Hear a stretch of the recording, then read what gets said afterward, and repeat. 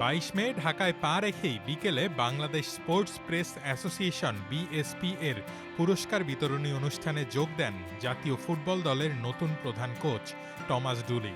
সেখানেই তাকে আনুষ্ঠানিকভাবে সবার সামনে পরিচয় করিয়ে দেন বাফুফে সভাপতি তাবিথ আউয়াল।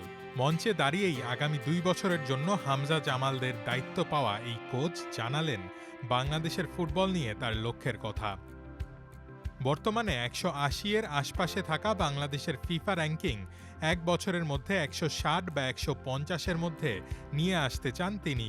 ডুলি মনে করিয়ে দেন রাতারাতি উন্নতি সম্ভব নয়, তবে ফুটবলারদের কঠোর পরিশ্রম ও ইতিবাচক মানসিকতায় এই লক্ষ্য অর্জন সম্ভব।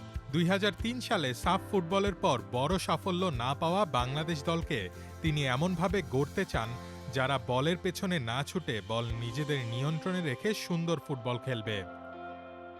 ৬৫ বছর বয়সী জার্মান বংশোদ্ভূত ডুলির খেলোয়াড়ি প্রোফাইল বেশ ভারী।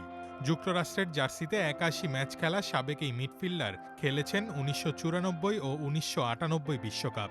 ৯৮তে ছিলেন যুক্তরাষ্ট্রের অধিনায়কও। ক্লাব ক্যারিয়ারে শালকের হয়ে ইউএফা কাপ ও ক্লাইজারস্লাটার্নের হয়ে জিতেছেন বুন্দেসলিগা শিরোপা।